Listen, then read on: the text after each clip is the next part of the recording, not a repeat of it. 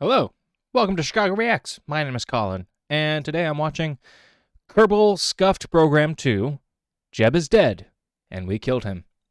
And this is from the YouTube channel martincitopants. I think that's how you say that.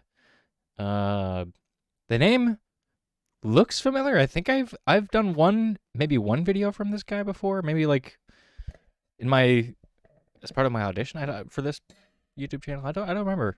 But it sounds familiar. But I still have no idea what I'm getting myself into. My memory is so faint. It could be anything. So I'm sitting on the edge of my seat. You can't see. I'm not going to turn the camera down, but just imagine myself right on the edge. One wrong move, and I'm going to fall on my face. Yeah. Be sure to like, share, and subscribe, please. And I'll bring up the share screen here in a second. Right there. Yep. And let's see what it's all about, shall we? Ah, yes. Hello again. Hello. Bill here. Hello, Bill. Today, we're back in KSP, ready and willing to send our brave Kerbonauts off to almost certain... Yes, this is seeming somewhat familiar.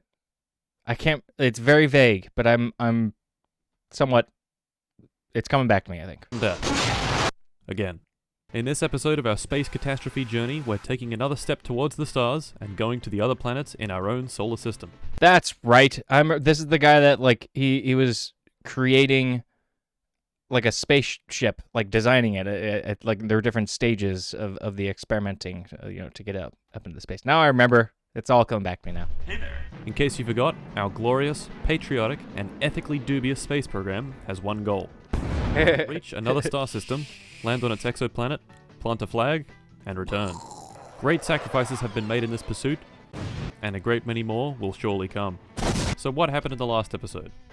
Well, we flew our first mission, almost got to orbit, actually got to orbit, told Kevin off for being a terrible student.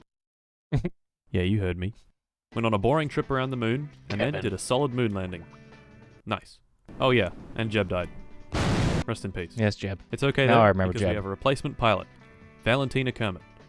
Like the video if you think Valentina will live out a long and illustrious career in the Bean space program.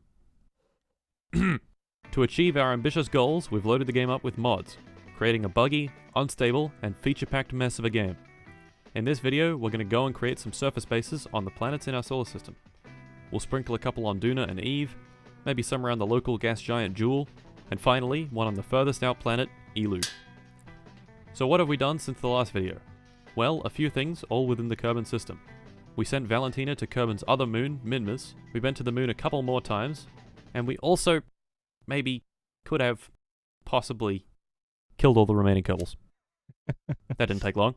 Valentina died in a tragic time acceleration accident while trying to get back into her capsule on the moon. Bob also died in a tragic time acceleration accident while trying to land on the moon. Oh! My fuck! And Bill died after taking this terrible affront to God for a high-speed test drive. Oof. Oh. Kablooey. So no more Jeb, Val, Bob, or Bill. Rest in peace. Instead, It's for science. It's for science. we have recruited Urk and Elza Kerman. They've so far flown a few missions each, and not died in the process. Yet. Anyway, let us continue.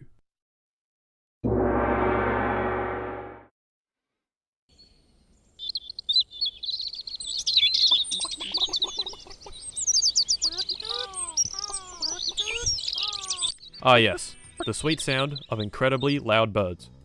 And We're chickens? starting our interplanetary exploration with the easiest planet to visit, Duna, which is the Kerbal equivalent of Mars. Our first mission will place an unmanned probe in orbit. This probe will map out the surface and establish a site for future missions to land and perhaps even colonize. For this mission, we have created the most powerful rocket ever built, for like the 7th time. Its name, Joe Bidome. It has 2 big solid boosters, a powerful core stage, and a very efficient upper stage. Now let's get this lad into orbit.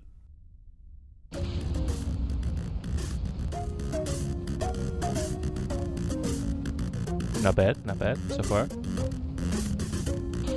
Just waiting for the explosion, though.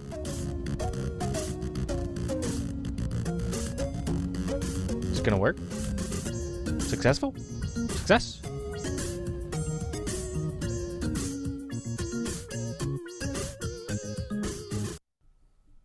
Very nice. We're left with precisely 6,262 meters per second of delta V. Oi sir, what's delta V?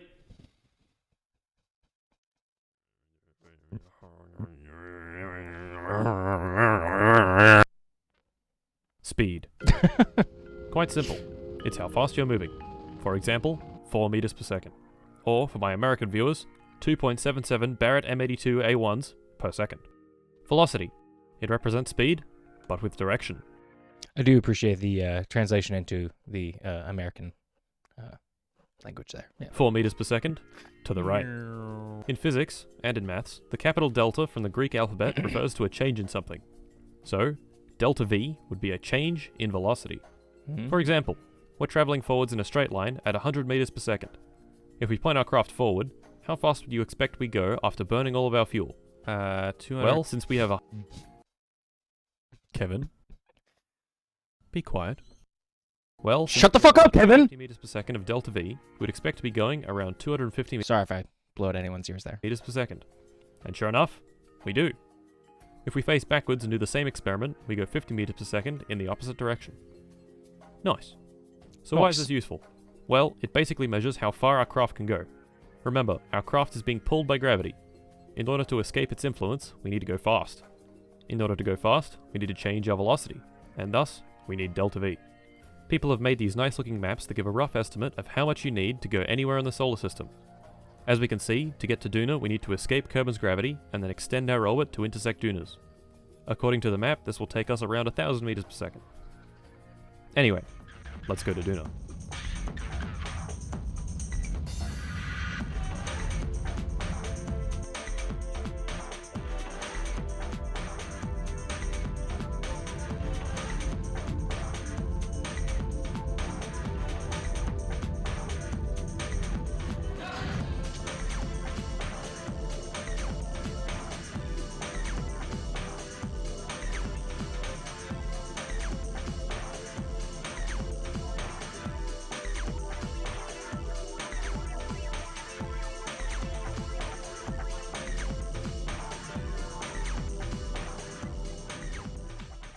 To get our That was a nice dance break. desired trajectory, we carefully plot out a course to a nice low orbit that is highly inclined.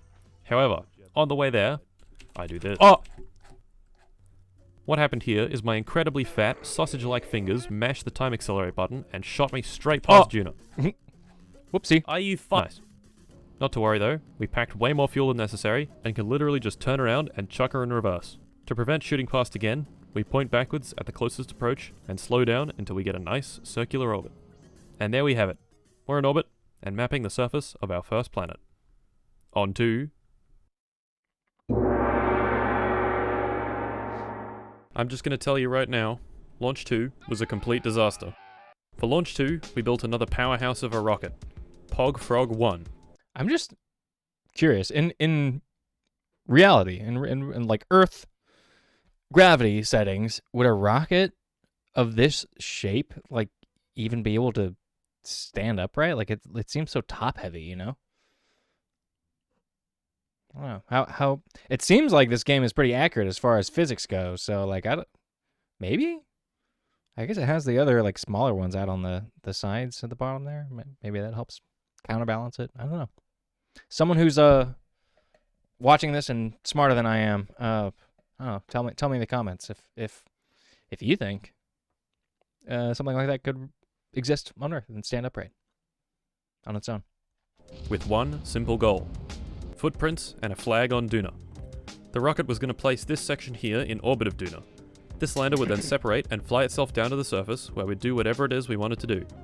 Whether that be running temperature scans, planting important flags, observing the goo, or dropping the Kerbal repeatedly on his head. After doing this important science, we'd hop in the lander and fly it back into orbit to meet up with the transfer stage. Fairly simple, right? Yeah, you'd think. Anyway, let's launch.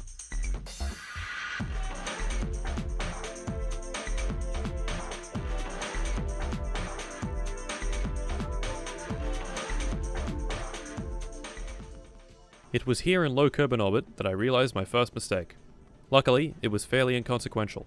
Instead of a scientist, the game had placed an engineer into the rocket, meaning we had to launch a quick ship to swap out the Kerbals. After this, we transferred to Duna.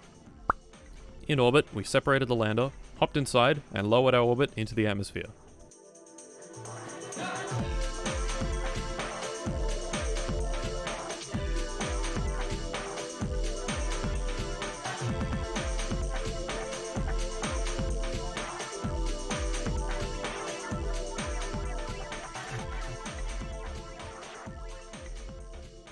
And there we have it. Urk hopped out and planted our first interplanetary flag. He Nice. named this incredible site Monkey Planet Now Claimed, and inscribed the plaque with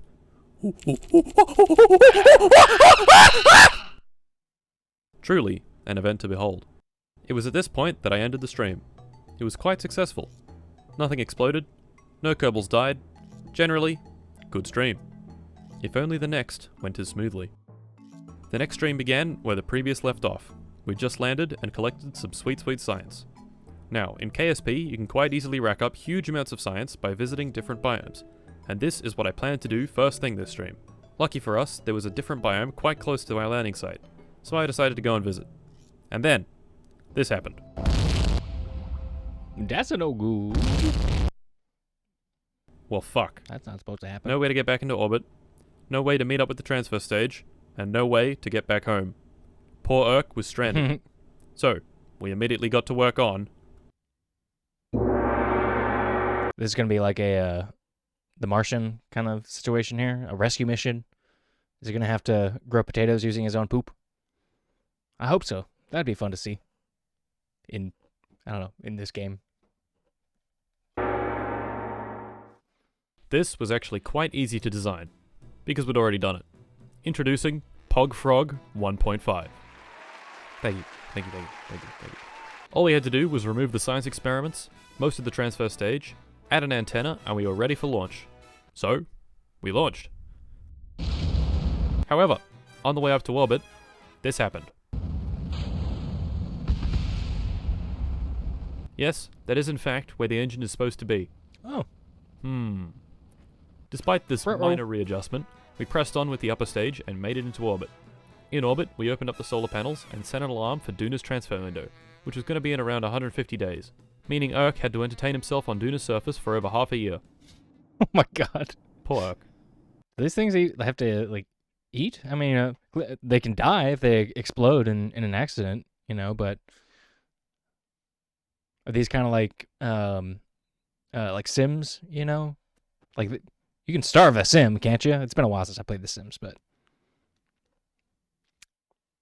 oh, does this guy have to eat? What does he do? How does he entertain himself for 6 months? We then set time acceleration. Shut up, Kyle. We got to the transfer window. Or Kevin? Oi. Kevin! Shut up, Kevin. Just wondering what a transfer window is? Shut the fuck up, man. Shut the fuck up.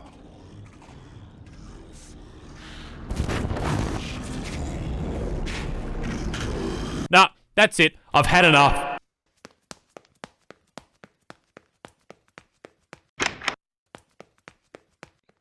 Not gonna walk out the door, or is he gonna push Kevin out the door? Ah, yes. It's about damn time. Anyway, class, you may be wondering what a transfer window is. Oh yeah, that's what I wanted to know. Today, we're learning some more basic orbital mechanics. So, here I am, in orbit at 75 kilometers in altitude, only just above Kerbin's atmosphere. Here is Jim. Say hi, Jim. Hi, Jim. He's orbiting at 150 kilometers in altitude. Which one do you expect orbits Kerbin faster? If you said Jim, you're wrong, and you should feel bad. I orbit faster. But why? Well, firstly, if you cast your mind back to circle geometry, this circumference is smaller than this one, so Yes. there's less overall distance to travel. On top of this, my craft is experiencing stronger gravity because it's closer to Kerbin. Stronger gravity means we need more force in the opposite direction to cancel it out, which means we need to go faster. Hence, our speed is higher, and our distance is shorter, making each orbit much faster than Jim's.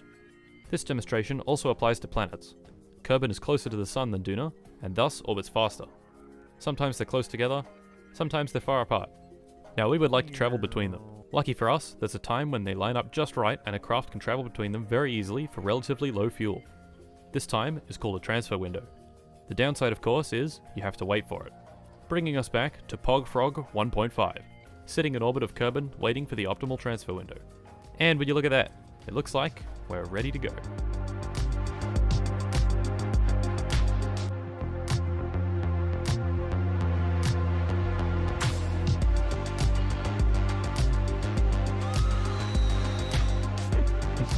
Bye, Kevin.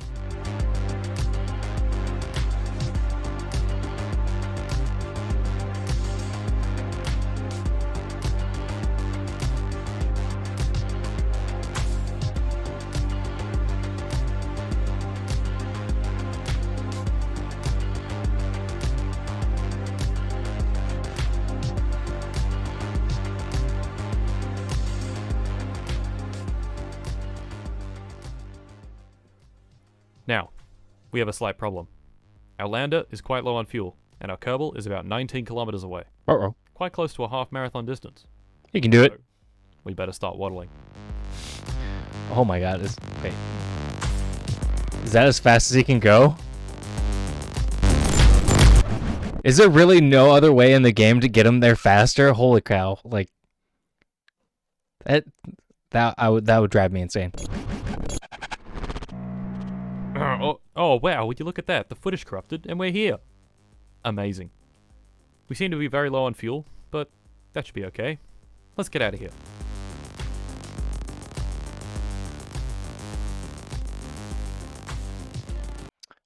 I've got a feeling he's not going to make it out of the atmosphere. That's going to be my guess. I'm putting $5 on it. If I'm wrong, I still get the $5 because it's just me here. I'm alone.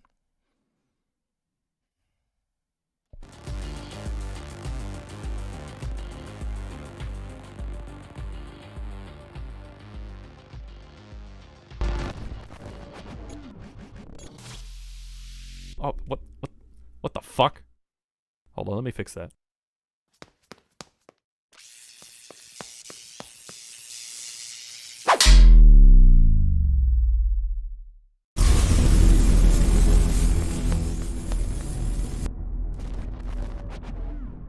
What is happening? A nice round orbit created by our large amounts of fuel and delta V that we absolutely had on our rocket without question. No questions. Only problem here is, we seem to have run out of fuel, and we need to meet up with the transfer stage in orbit. But we can't, because there's no fuel. So Urk is stranded again. I think you know what this means. No, I don't. Rescue mission 2. Oh, that's what that means. This mission is even simpler than the last one. Because Urk is no longer on the surface of Duna, we don't need to include a lander. Instead, we can simply include a small orbital vehicle for Urk to use to reunite him with the transfer stage. Unfortunately for Urk, although this rocket is on the pad and ready to go, he'll still need to wait another 150 days for the transfer window and another 100 for the transfer itself. Poor. Is he just like floating out in space? He's not even inside the capsule anymore? Poor Urk. Yeah, indeed.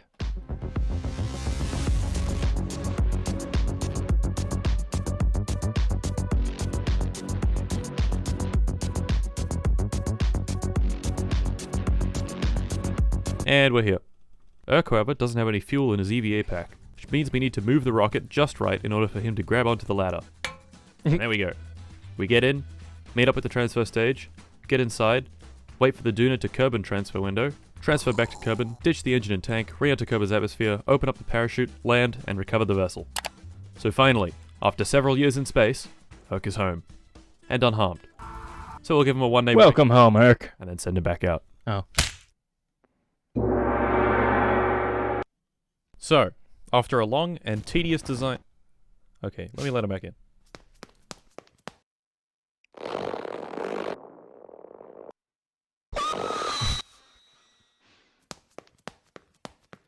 I think he's learned his lesson. Anyway, after a long design process, here is what the program has come up with.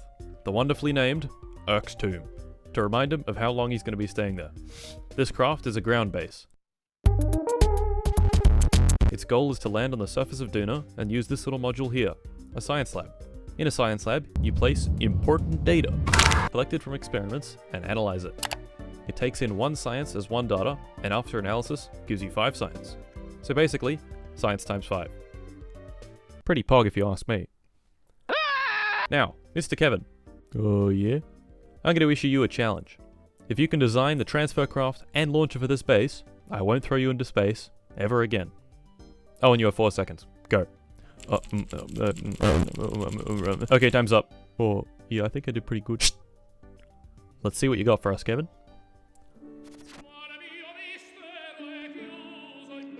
I mean, I thought the other ship, rocket, earlier was pretty top heavy, but damn. Yeah, I don't know about this one. Oh my god. It's it's beautiful. The optimized engines, the fuel ducts leading into the center stage, the 300 kilograms off the mass limit, the slightly scuffed fairing. It even has a watermark. Okay, so Kevin, it's bad. Can't. Anyway, we're gonna use this vehicle to take us.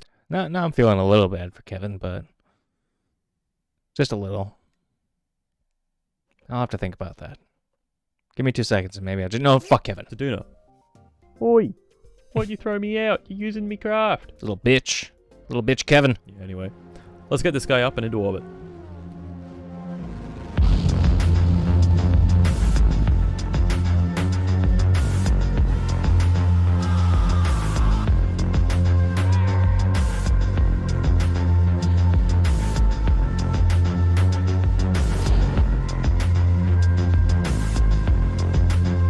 Alright. I think you know the drill by now.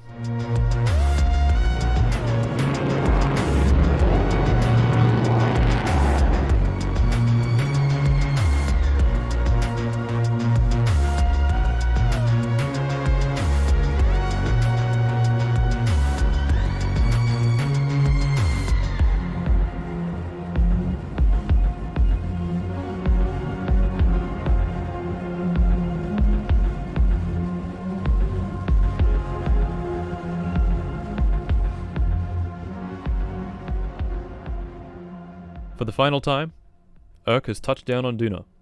Unfortunately for him, he will never leave again.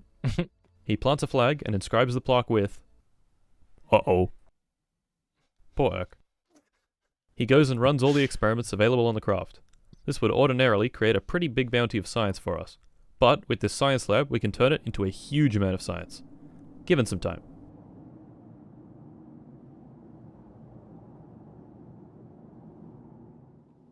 And, after a year and a half of sitting inside a cramped room collecting data, Urk has generated over 8,000 science for the program to use. Urk has made great sacrifices for our space program, and for that, we are thankful. I like that the points or whatever like in this game are just called science, like science points. It reminds me of this intentionally bad movie that was made in like 2000, 2001 or something like that. It's called The Lost Skeleton of Cadavra. It's a great movie. It's probably, I think it's available on Amazon to maybe like rent or buy or something like that. But it's a parody of like those really bad movies from the 60s. But as the main character is a scientist, and it's very vague as to like what kind of science exactly he does. But he just says things to do it for the things that he does could achieve great advancements in the field of science is like shit that he says. So it just kind of reminds me of that. For science! Thank you, Urk. Godspeed.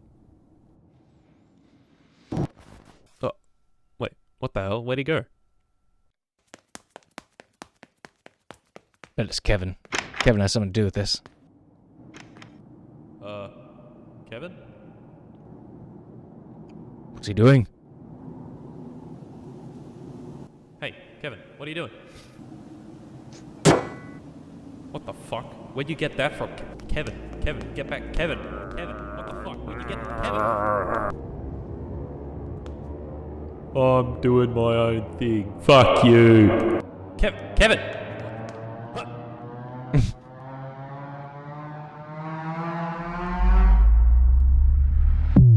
Going off to the Delta Quadrant, I guess. Where'd he go? What the hell? He'll come back, right? Right? Now, is that a type of ship that you can build in this game, like a something with an actual warp engine? Is that I feel like it was actually what he was. Is that what? No, that wasn't what he was trying to do in the first video, was it? Anyway, that'd be cool though. Someone tell me if you played this game. Let me know if you can make warp engines in this. That would be fun.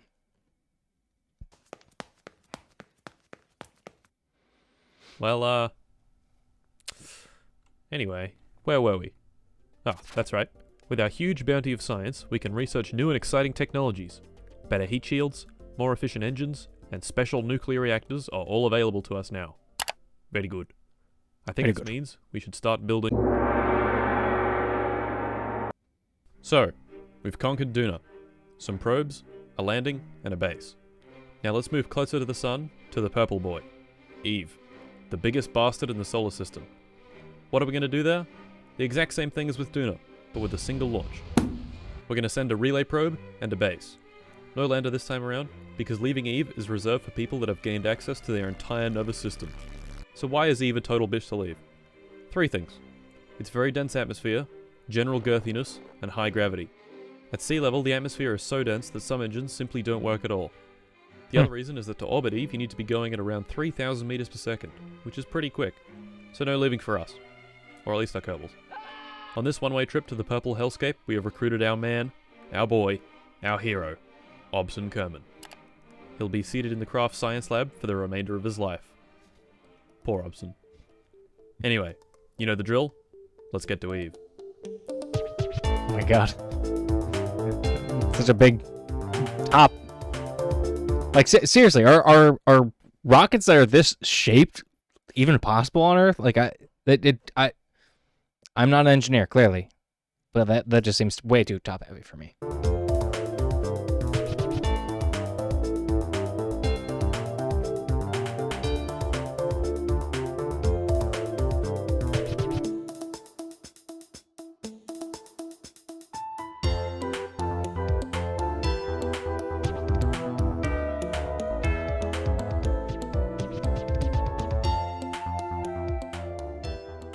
Now that we're in orbit, we lower it into the atmosphere. Time accelerator ahead, burn up and explode.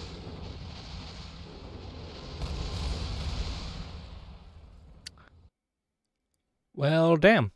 Just kidding, I'm a professional, and this is definitely something I would never do.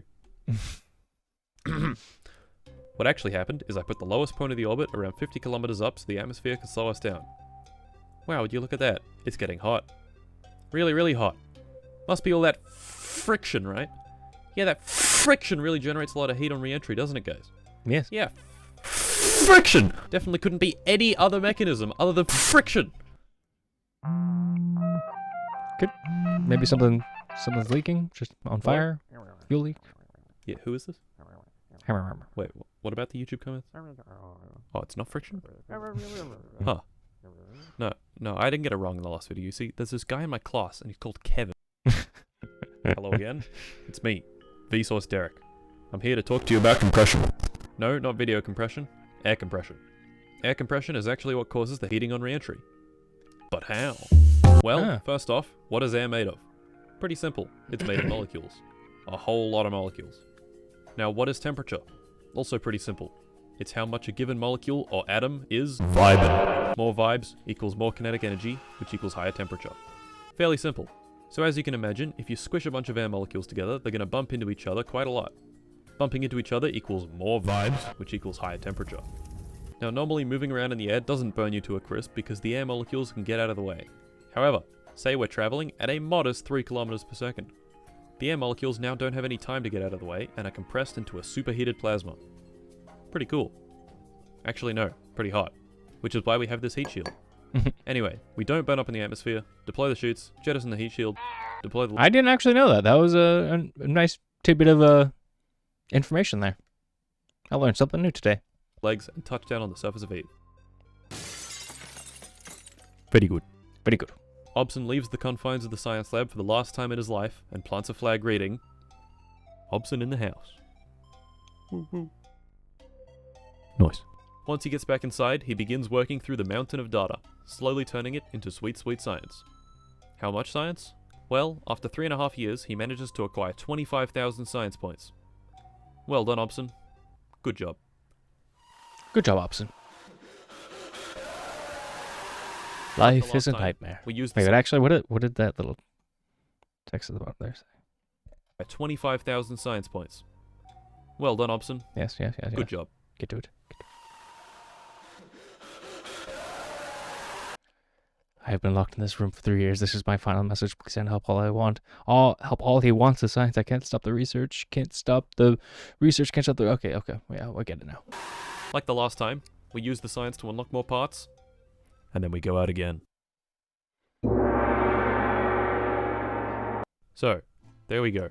Eve conquered in one launch. Very good. Next up, the Jool system. Now there's a problem with going to Jool. It's very far away, which means our high-powered 4G antennas can't reach it to communicate with our crafts. Even if we upgrade it to the skin-melting speeds of 5G, the signal will still be lost behind all the planets. The solution? A relay satellite network in orbit of Jool. Like real 5G, our satellites are short range. So how do we solve this problem? More satellites. Behold, the great That's a lot of satellites. Telstra Incorporated 5G tower dispenser. The most powerful rocket ever built. 16 satellites per layer, Oh my god. 2 layers per hex section, 3 hex sections. In total, 96 satellites in a single launch. Very nice. 5G Nice. coverage, here we come.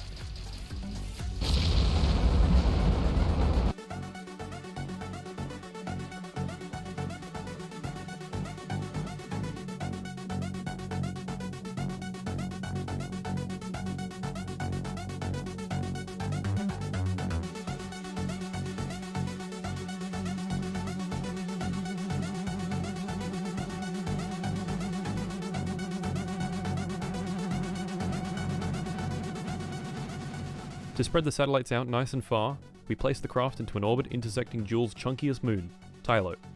Then we max out the reaction wheels, spin up the craft to a truly eye-watering speed, and...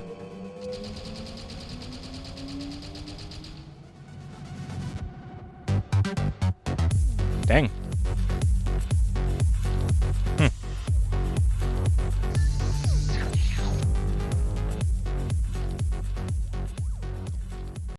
Would something like that actually work? Like, I get that a lot of the physics in this game seem close enough to real world. That'd be an interesting experiment, I guess. Just flinging satellites out into all kinds of directions by super spinning a craft like that. That'd just kind of be fun to see. I don't know how you'd be able to photograph something like that or film something like that, but that'd be cool. And there we go. We've rendered the map completely unusable, but Mhm. we've also placed probes absolutely everywhere. I see this as a complete win. Now I know I said I'd do an ELU base this episode, but I can't be asked. Once again, you'll have to wait for episode 3. I'll tell you when the next one comes out, but only if you subscribe. This is not optional. Oh, and You also heard follow him. my Twitter to gain deep insights into the human experience. This is also not optional. And while you're at it, like the video. Come on now. Being real for a minute, I haven't Where'd that third hand realized come I from? have in fact grown a whole lot. Thank you all for 150,000 subscribers. If you have a 1080p monitor, this is what 150,000 pixels looks like. Each pixel in this yellow square is one of you. Pog. Unless you aren't subscribed. Not Pog. Speaking of not Pog, I've ordered a bunch of new PC bits, but they're all out of stock. Hopefully once they all arrive, the videos can be 60 FPS at 1440p, which will be pretty cool. Anyway, boyos, Merry Christmas, Happy Holidays, and adios. Adios. Oh. It's a post-credit scene. Kevin. What's Kevin up to?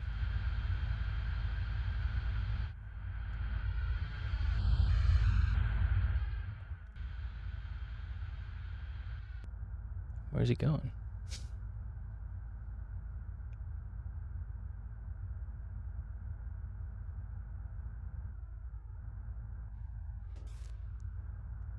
Proximus and Kentari? I'm hooked now. Like, I want to see what Kevin's up to. What's up his sleeve? What's he got planned? Yeah. So there you have it. I do remember Martincitopants. I have seen one of those videos. I knew he sounded familiar. Yeah, that's cool. It's a cool game. Fun. Fun way to show it off, I guess. What he does. Yeah, so I'm looking forward to the next one, seeing what Kevin gets up to, and I don't know however Martincitopants chooses to progress in this game. So yeah, be sure to like, share, and subscribe to come along with me on this journey. And I don't have guns to threaten you with like Martincitopants, but you get the idea. Just imagine me with the guns instead of the neon frog guy. That's my intention here when I say like, share, and subscribe. Do it. It's not an option. It is, though. I can't. I'm not that aggressive. I'm sorry. But if you're still watching, thanks for sticking around. I hope you enjoyed the video. Yeah. I guess I'll see you next time. You're the patrons.